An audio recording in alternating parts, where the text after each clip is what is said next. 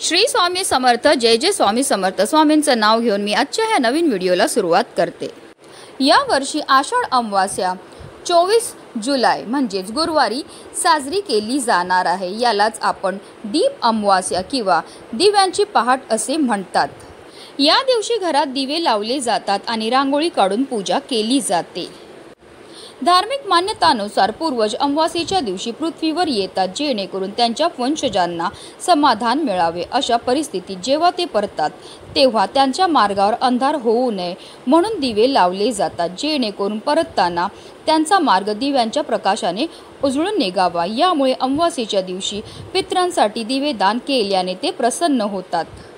गरुड पुराणानुसार जो व्यक्ती आषाढ अमावास्येचे व्रत करतो तसेच पूजाविधी दान करतात त्यांना सर्व प्रकारच्या दोषापासून तसेच पापापासून मुक्ती मिळते। या दिवशी पितृतर्पण, श्राद्ध कर्म आणि शिवपूजेचे विशेष महत्त्व आहे।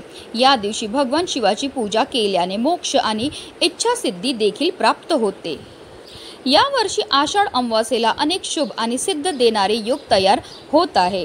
गुरुपुष्यामृत योग 24 जुलैला दुपारी 4:43 सुरू होईल, तर तो 25 जुलैला सकाळी 5:49 असणार आहे। त्याचबरोबर हर्षण योग 23 जुलैला दुपारी 12:34 सुरू होईल, तर 24 जुलैला सकाळी 9:51 समाप्त होईल। सर्वार्थ सिद्ध योग संपूर्ण दिवसभर असणार आहे। तसेच अमृत सिद्ध योग 24 जुलैला दुपारी 4:43 ते 25 जुलैला सकाळी 5:49 असणार आहे।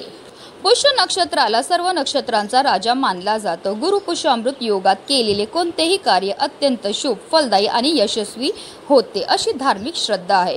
गुरुपुष्यामृत योगात कोणतीही नवीन कार्याची सुरुवात करण्यासाठी, नवीन व्यवसाय सुरू करण्यासाठी, नवीन घर खरेदी करण्यासाठी, मालमत्ता किंवा वाहनाची खरेदी करण्यासाठी अत्यंत शुभ मानला जातो। या दिवशी सोने, चांदी खरेदी किंवा इतर मौल्यवान वस्तू खरेदी करण्याला विशेष लाभदायक मानले जाते। असे म्हणतात की या दिवशी खरेदी केलेल्या वस्तूंमध्ये वृद्धी होते, त्या गोष्टी शाश्वतपणे आपल्या सोबत राहतात। तसेच हा योग मंत्रसिद्धी, साधना, धार्मिक विधी, पूजा आणि जप करण्यासाठी सर्वोत्तम आहे। या दिवशी भगवान विष्णू आणि माता लक्ष्मीची पूजा केल्याने धन आणि समृद्धी प्राप्त होते। या दिवशी माशांना पिठाचे गोळे करून खायला दिले जातात।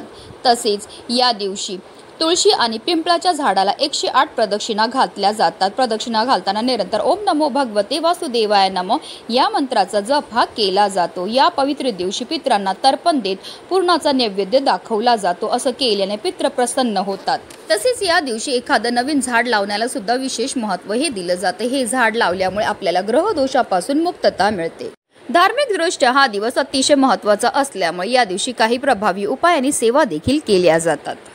आणि म्हणूनच आज दीप अमावास्येच्या दिवशी तुम्ही काही नाही केलं तरीही चालेल, पण संध्याकाळी नारळासोबत जाळा ही एक वस्तू। ही वस्तू जाळल्यामुळे आपल्या घरामध्ये असणारी जेवढी पण नकारात्मकता, इडापिडा, शत्रुबाधा, नजरबाधा तर नष्ट होणारच आहे, पण आपल्या 7 पिढ्यांचं दारिद्र्य नष्ट होऊन आपल्या संपूर्ण कुटुंबाची भरभरून अशी प्रगती होणार आहे। तर ती कोणती वस्तू जाळायची आहे, कोणत्या वेळेत जाळायची आहे त्याबद्दल सविस्तर आणि अतिशय महत्त्वाची अशी माहिती मी तुम्हाला या व्हिडिओमध्ये देणार आहे। तर व्हिडिओ पूर्ण पहा आणि जर तुम्ही माझ्या चॅनलवर नवीन असतील तर चॅनलला सबस्क्राईब करा आणि शेजारी बेल आयकॉन सुद्धा प्रेस करा, जेणेकरून तुम्हाला माझ्या नवनवीन व्हिडिओचं नोटिफिकेशन हे मिळत राहील आणि तुम्ही एक पण व्हिडिओ मिस करणार नाही। आणि कमेंटमध्ये ओम पितृदेवाय नमः लिहायला अजिबात विसरू नका।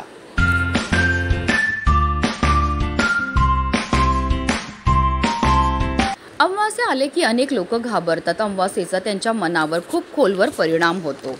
अमावास्येच्या दिवशी नकारात्मक शक्तींचा प्रभाव खूप जास्त प्रमाणात असतो आणि जी बाधित व्यक्ती असतात किंवा आपली लहान मुलं असतात त्यांच्यावर त्याचा खूपच लवकर प्रभाव हा पडत असतो। तुम्ही बऱ्याचदा पाहिलं असेल, अमावास्या जशी जशी जवळ येते की आपल्या घरामध्ये अचानक भांडणं व्हायला लागतात, कलह व्हायला लागतात, आजारपण येतं, मुलं फार चिडचिड करायला लागतात, हट्टीपणा करतात किंवा बऱ्याचदा आपली मुलं आजारी पडतात। जर आपल्याला की आपल्या घराला नजर लागलेली असेल किंवा आपल्या घरामध्ये वास्तुदोष असेल, पितृदोष असेल, तर त्यामुळे सुद्धा अशा प्रकारच्या समस्या आपल्या जीवनामध्ये निर्माण ह्या होत असतात. आणि ह्या काही विशेष तिथी आहेत, या तिथींना जर आपण काही प्रभावी उपाय केले तर त्यामुळे निश्चितच आपल्याला या सर्व दोषांपासून मुक्तता मिळण्यामध्ये मदतही मिळत असते.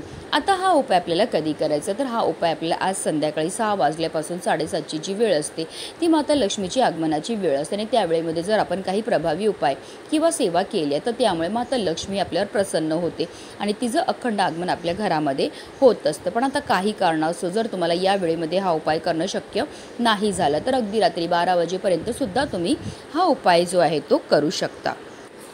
पूजन कर्मामध्ये नारळाला महत्त्वाचे स्थान आहे. कोणत्याही देवी देवतांची पूजा नारळाशिवाय अपूर्ण मानली जाते. नारळाला श्रीफळ असे म्हटले जाते. असे मानले जाते की भगवान विष्णूंनी पृथ्वीवर अवतार घेतला होता त्यावेळी त्यांनी त्यांच्यासोबत 3 गोष्टी आणल्या होत्या: लक्ष्मी, नारळाचे झाड व कामधेनू. यामुळेच नारळाच्या झाडाला कल्पवृक्ष मानले जाते. नारळामध्ये ब्रह्मा, विष्णू आणि महेश तिन्ही देवांचा वास मानला गेला आहे. श्रीफळ महादेवांना परमप्रिय आहे. तसेच नारळावर असणारे 3 डोळे हे शिवशंभोचे त्रिनेत्रच्या स्वरूपात पाहिले जाते. तसेच नारळ हे सुख, समृद्धी, सन्मान, उन्नती आणि सौभाग्याचे सूचक आहे. तसेच नारळाला माता लक्ष्मीचं स्वरूप सुद्धा म्हटलं जातं आणि तंत्रशास्त्रानुसार नारळाचा हा उपाय आपल्याकरता खूपच फायदेशीर ठरू शकतो. हा उपाय केल्यामुळे माता लक्ष्मी ही प्रसन्न होते आणि आपल्या घरामध्ये सकारात्मक ऊर्जा संचारते.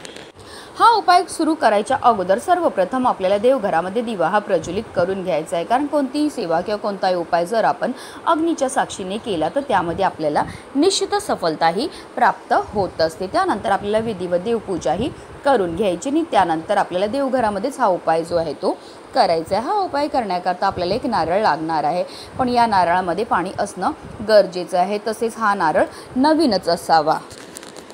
त्याचबरोबर आपल्याला 7 भीमसेनी कापूरच्या वड्या घ्यायच्या आहेत. मी प्रत्येक उपायामध्ये नेहमी सांगत असते की आपल्याला भीमसेनी कापूरच वापरायचा आहे, कारण तो नैसर्गिकरित्या बनलेला असतो. त्याच्यामध्ये जे तत्त्व असतात ते आपल्यामध्ये आणि आपल्या घरामध्ये असणारी जेवढी पण नकारात्मकता, इडापिडा, ग्रहदोष, वास्तुदोष, पितृदोष दूर करण्याकरता अत्यंत प्रभावी मानला जातो. तर आपल्याला काय करायचं, हा संपूर्ण उपाय देवघरामध्ये बसूनच आपण करणार आहेत. आपल्याला एक प्लेट घ्यायची, प्लेटवर हा नारळ आपल्याला ठेवायचा. नारळाची शेंडी जी आहे ती देवाच्या दिशेने असेल अशा रीतीने आपल्याला हा नारळ जो आहे तो ठेवायचा आहे. आता देवघरामध्ये प्रज्वलित असलेल्या दिव्याच्या मदतीने आपल्याला जो आपण भीमसेनी कापूरच्या 7 वड्या घेतल्या त्याच्यातली एक वडी आपल्याला प्रज्वलित करायची आणि ती वडी आपल्याला त्या नारळावर ठेवायची आहे. आणि जिथपर्यंत कापूर प्रज्वलित आहे तिथपर्यंत आपल्याला निरंतर श्री स्वामी समर्थ, श्री स्वामी समर्थ या मंत्राचा जप हा करायचा आहे. आता एक वडी संपायला यायच्या अगोदर लगेचच आपल्याला दुसरी वडी ठेवायची आहे आणि आपल्याला तो कापूर जो आहे तो प्रज्वलित करून घ्यायचा आहे. अशा रीतीने आपल्याला 7 कापराच्या वड्या ज्या आहेत त्या नारळावर प्रज्वलित करायच्यात, म्हणजे जाळायच्या आहेत.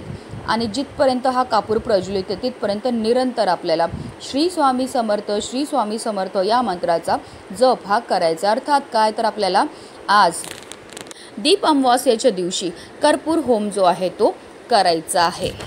अमावास्येच्या दिवशी हा उपाय करण्याला विशेष महत्त्व हे दिलं जातं. घरामध्ये कर्पूर होम केल्यामुळे आपल्या घरामध्ये असणारी जेवढी पण नकारात्मकता, इडापिडा, ग्रहदोष, वास्तुदोष, पितृदोष दूर होतो. आपल्या घरामध्ये असणारी जी अलक्ष्मी आहे ती घरातनं काढता पाय करून निघून जाते. आता तुम्ही आज म्हणजे दीप अमावास्येपासून हा उपाय जो सुरू केला की सलग तुम्हाला 15 दिवस हा दररोज उपाय करायचा आहे. म्हणजे आज दीप अमावास्येपासून तुम्ही हा उपाय सुरू केला की तुम्हाला येणाऱ्या पौर्णिमेपर्यंत हा उपाय जो आहे तो करायचा. दररोज संध्याकाळी तुम्हाला एक वेळ निश्चित करायची, त्याच वेळेमध्ये तुम्हाला हा कर्पूर होम जो आहे तो आपल्या घरामध्ये करायचा. याच पद्धतीने आपल्याला हाच नारळ वापरायचा आहे. म्हणजे तुम्हाला प्रत्येक वेळेस नवीन नारळ वापरायची गरज नाही. ह्याच नारळावर आपल्याला एक एक करून 7 भीमसेनी कापूरच्या वड्या ठेवायच्या, श्री स्वामी समर्थ, श्री स्वामी समर्थ या मंत्राचा जप करायचा आणि अशा रीतीने आपल्याला हा कर्पूर होम जो आहे तो सलग 15 दिवस करायचं. तुम्ही स्वतः अनुभव घेतील की तुमच्या घरामध्ये असणारे जे कलह आहेत, भांडणं आहेत, जी कटकटी आहे त्या कमी झालेल्या आहेत आणि तुमच्या घरामध्ये धन येण्याचे अनेक मार्ग हे मोकळे झालेले आहेत. हा उपाय केल्यामुळे माता लक्ष्मी आपल्यावर प्रसन्न होते आणि आपल्या घरामध्ये तिचं अखंड आगमन हे होत असतं. आता 15 दिवस म्हणजे पौर्णिमा झाल्यानंतर आपल्याला काय करायचं आहे, हा दुसऱ्या दिवशी नारळ जो आहे तो वाहत्या पाण्यामध्ये प्रवाहित करायचा आहे. अतिशय चमत्कारिक असा हा उपाय केल्यामुळे आपलं 7 पिढ्यांचं दारिद्र्य नष्ट होऊन आपल्या संपूर्ण कुटुंबाची भरभरून अशी प्रगती होणार आहे. म्हणूनच व्हिडिओ जास्तीत जास्त लोकांपर्यंत शेअर करा. श्री स्वामी समर्थ. जय जय स्वामी समर्थ.